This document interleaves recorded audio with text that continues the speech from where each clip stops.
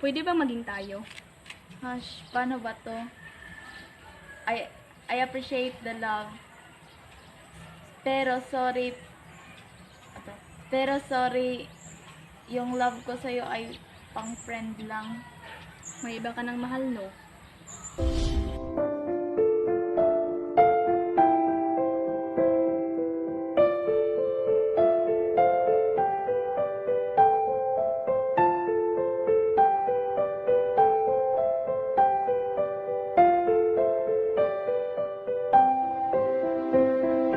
Trip mo rin ako. Trip mo ba ako?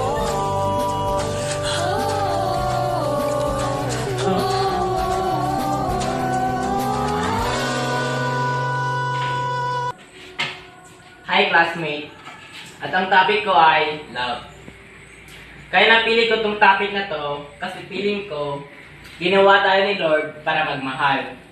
Magmahal sa family natin, sa classmate natin, sa mga tao rin hindi natin kilala. Sobrang lawak ng pagmamahal at sobrang laki din na pwede kang tamaan. Pero sa ganitong edad, ang feeling ko ay mas nagiging love natin yung mga palagi nating kasama. Yung family natin, nandiyan sila palagi. Pero madalas tayo sa school.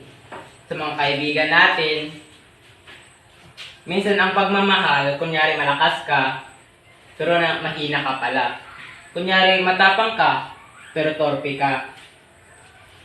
Kasi ginagawa mo lang yun dahil hindi mo kayang sabihin ang totoong nararamdaman mo. Kasi natatakot ka na baka masira ang friendship nyo. Pero para sa akin, ang love, kailangan ng sacrifice. Para makita mo kung paano siya talaga ang isang tao. Ganito talaga yung pakiramdam na matatakot, nakakapanghinayang kasi totoo yung nararamdaman mo. Tagal ko sana makapanghina kasi totoo yung nararamdaman mo. Mong sabihin ka tao sa'yo pero natatakot ako kasi ayaw ko mawala ang friendship natin.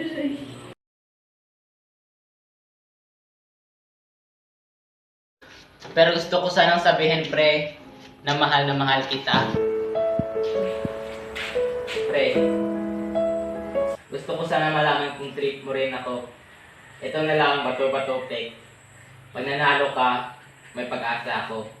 Pag natalo ka, wala. Sige na, Mitch. Sagutin mo na si Kuya.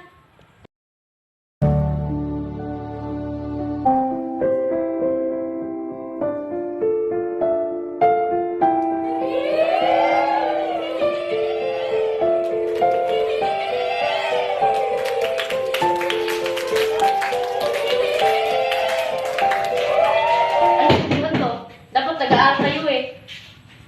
Ay nako,